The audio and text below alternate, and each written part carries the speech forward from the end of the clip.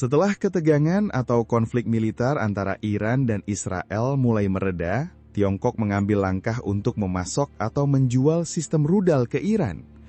Ini bisa menunjukkan adanya kerjasama militer atau strategis antara Tiongkok dan Iran, yang terjadi setelah situasi konflik di wilayah tersebut menjadi lebih tenang. Pada tanggal 24 bulan Juni tahun 2025, konflik bersenjata antara Republik Islam Iran dan Israel secara resmi mereda melalui perjanjian gencatan senjata. Seiring dengan itu, sebuah perkembangan penting dalam geopolitik kawasan terjadi, yaitu pengiriman sistem pertahanan udara dari Republik Rakyat Tiongkok ke wilayah Iran. Informasi ini diperoleh dari laporan ini mencerminkan upaya Iran untuk memperkuat kembali postur pertahanannya pasca kerusakan besar yang disebabkan oleh serangan udara Israel selama konflik berlangsung. Menurut informasi yang diperoleh dari pejabat di kawasan Arab yang memilih untuk tidak disebutkan namanya karena menyangkut informasi intelijen yang sensitif, diketahui bahwa Iran memperoleh sistem pertahanan udara tersebut dengan menukar komoditas minyak mentah mereka.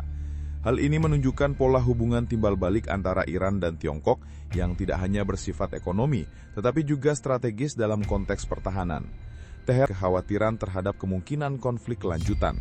Sampai saat ini belum terdapat informasi rinci mengenai jumlah unit baterai sistem rudal permukaan ke udara atau Surface to Air Missile atau SAM yang telah diterima oleh Iran dari Tiongkok. Namun satu hal yang telah dikonfirmasi oleh pejabat Arab tersebut adalah bahwa pengiriman tersebut telah dilakukan pasca berakhirnya konflik berdurasi 12 hari antara Iran dan Israel. Transaksi ini didanai Iran melalui pengiriman minyak mentah, yang secara tidak langsung menunjukkan keberlanjutan ekspor minyak negara tersebut, meskipun masih dibayangi oleh sanksi ekonomi dari Amerika Serikat. Berdasarkan laporan dari Badan Informasi Energi Amerika Serikat pada bulan Mei lalu, sekitar 90% ekspor minyak mentah dan kondensat Iran mengalir ke Tiongkok. Negara tirai bambu tersebut memang telah menjadi mitra dagang utama Iran dalam beberapa tahun terakhir, bahkan di tengah sanksi keras yang diperlakukan oleh negara-negara Barat. Distribusi minyak tersebut seringkali dilakukan secara terselubung melalui negara-negara ketiga seperti Malaysia, yang berperan sebagai pusat transshipment guna menyamarkan asal-usul minyak Iran.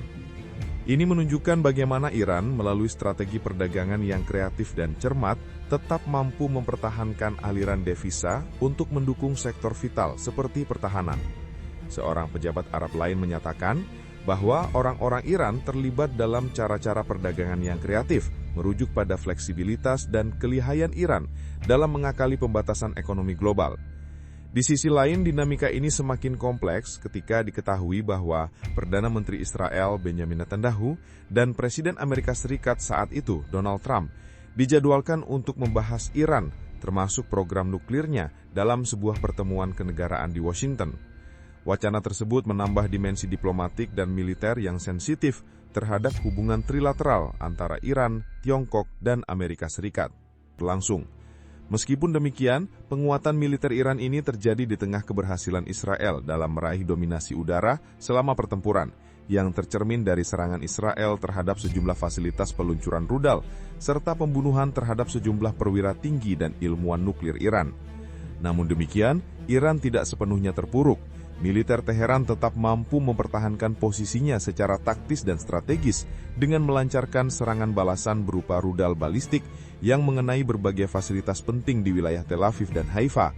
Hal ini menunjukkan bahwa meskipun mengalami kerugian untuk memperoleh rudal jelajah tipe HY-2 Silkworm yang digunakan saat konflik dengan Irak. Rudal tersebut sempat diluncurkan untuk menyerang wilayah Kuwait serta sejumlah kapal tanker berbendera Amerika Serikat dalam insiden yang kemudian dikenal sebagai Perang Tanker. Fakta ini memperlihatkan bahwa kerjasama pertahanan antara Iran dan Tiongkok bukanlah fenomena baru, melainkan telah berlangsung selama beberapa dekade dengan eskalasi yang semakin signifikan. Melanjutkan, pada tahun 2010, sejumlah laporan menyebutkan bahwa Iran menerima sistem rudal anti pesawat HQ-9 dari Tiongkok. Hingga kini, Iran diyakini mengoperasikan kombinasi sistem pertahanan canggih, termasuk sistem buatan Rusia tipe S-300 yang dikenal mampu menetralisir ancaman dari pesawat tempur dan wahana udara nirawak. Selain itu, sistem tersebut juga memiliki kapabilitas untuk menghadang rudal jelajah maupun balistik. Iran juga diketahui mengembangkan sistem pertahanan lokal seperti seri Kordat dan Bawar 373. Namun kemampuan sistem ini terhadap pesawat tempur siluman generasi kelima seperti F-35 buatan Amerika Serikat yang dioperasikan Israel masih dianggap terbatas. Tiongkok juga diketahui telah mengekspor sistem pertahanan udara HQ-9 dan HQ-16 ke Pakistan. Bahkan Mesir dilaporkan telah memperoleh sistem HQ-9 sebagai bagian dari upaya diversifikasi perangkat militernya. Hal ini menunjukkan bahwa sistem buatan Tiongkok semakin diterima di pasar internasional, khususnya di negara-negara yang menghadapi tantangan geopolitik dan membutuhkan mitra alternatif di luar NATO. Langkah strategis Iran dalam memperkuat sistem pertahanan udaranya melalui pengadaan sistem dari Republik Rakyat Tiongkok merupakan respons yang terencana terhadap dinamika konflik modern, di mana superioritas udara menjadi faktor krusial dalam menentukan hasil pertempuran. Pengalaman pahit Iran dalam konflik terbaru dengan Israel telah menunjukkan bahwa ketertinggalan dalam sistem pertahanan udara dapat berdampak sangat fatal, termasuk kerentanan terhadap serangan presisi terhadap infrastruktur vital, pusat riset strategis dan personel militer berkualifikasi tinggi. Salah satu sistem utama yang menjadi sorotan dalam pengadaan terbaru Iran adalah sistem HQ-9. Sistem ini dikembangkan oleh Tiongkok berdasarkan prinsip kerja sistem pertahanan udara S-300 buatan Rusia, namun telah mengalami modifikasi dan peningkatan sesuai dengan kebutuhan operasional militer Tiongkok. HQ-9 memiliki kemampuan untuk mendeteksi, melacak dan menghancurkan sasaran udara pada jarak menengah hingga jauh. Sistem ini menggunakan radar phase array dan rudal yang dipandu secara inersial dengan koreksi data dari radar darat dan pencari target aktif di tahap akhir penerbangan. Dalam konteks Iran, akuisisi HQ-9 akan memberikan lapisan tambahan pertahanan terhadap kemungkinan serangan udara dari pesawat tempur generasi kelima maupun rudal jelajah. Kenal efektif dalam menghadapi ancaman multidimensi seperti serangan simultan dari pesawat tempur, drone, dan rudal balistik. Perlu dicermati bahwa akuisisi sistem ini tidak semata-mata bermakna militer, tetapi juga memiliki implikasi diplomatik yang sangat luas. Hubungan pertahanan antara Iran dan Tiongkok menunjukkan arah yang semakin solid, di mana Beijing tampak bersedia mengambil risiko untuk memperdalam kerjasama dengan Teheran, sekalipun hal tersebut berpotensi memicu ketegangan baru dengan negara-negara Barat.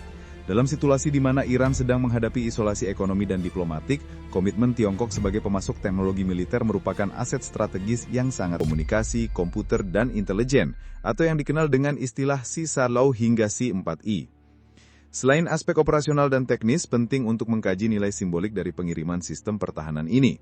Langkah ini secara tidak langsung merupakan deklarasi kepercayaan strategis antara Beijing dan Teheran. Dalam banyak kasus, ekspor sistem pertahanan strategis seperti HQ-9 tidak hanya melalui pertimbangan ekonomi tetapi juga melalui kalkulasi politik tingkat tinggi di dalam struktur kepemimpinan negara pengekspor. Artinya, dengan menyetujui pengiriman sistem rudal ke Iran, Tiongkok telah menunjukkan posisi politik yang lebih jelas dan aktif di Timur Tengah, sebuah kawasan yang selama ini didominasi oleh pengaruh Amerika Serikat dan sekutunya. Lebih jauh, strategi Iran dalam memperluas kerjasama militer dengan Tiongkok menjadi bagian dari pendekatan yang lebih luas untuk mengurangi ketergantungan pada teknologi militer Rusia, sekaligus mengantisipasi kemungkinan pembatasan dari Moskow akibat dinamika perang di Ukraina dan tekanan internasional terhadap industri senjata Rusia. Dengan membuka jalur baru ke Beijing, Iran tidak hanya memperluas akses terhadap teknologi militer, tetapi juga mendapatkan peluang untuk memperoleh perangkat yang lebih modern dengan skema pembiayaan yang lebih fleksibel, termasuk melalui pertukaran komoditas strategis seperti minyak bumi. Situasi ini membawa implikasi serius bagi arsitektur keamanan di kawasan Timur Tengah. Negara-negara seperti Saudi Arabia, Uni Emirat Arab, dan Israel kemungkinan besar akan menanggapi peningkatan kekuatan pertahanan udara Iran ini dengan langkah-langkah pengimbangan, baik melalui pembelian sistem pertahanan baru, peningkatan interoperabilitas dengan sistem pertahanan Amerika Serikat, atau bahkan melalui kerjasama teknologi yang lebih intensif dengan negara-negara seperti Perancis dan Inggris. Singkatnya, apa yang terlihat sebagai pengadaan sistem pertahanan oleh Iran sejatinya merupakan pemicu baru dalam perlombaan teknologi militer di kawasan yang sudah lama dilanda persaingan kekuatan. Hubungan dengan Moskow, Beijing, dan pengembangan teknologi dalam negeri memungkinkan negara tersebut untuk mempertahankan otonomi strategis di tengah tekanan internasional yang belum meredah. Hal ini terlihat dari terus berlanjutnya proyek-proyek pengembangan rudal balistik, drone serang, dan radar canggih yang diproduksi oleh sektor pertahanan dalam negeri Iran, sekaligus menjadikan Iran sebagai aktor utama dalam bidang pertahanan asimetris di kawasan. Thanks banget buat yang udah nonton sampai habis. Kalau suka, ya di-like aja. Kalau merasa cocok, langsung subscribe. Dan kalau jempol udah gatal pengen ngetik, antem aja tuh kolom komentar. Mau debat? Boleh. Mau bercanda? Gas. Yang penting sopan.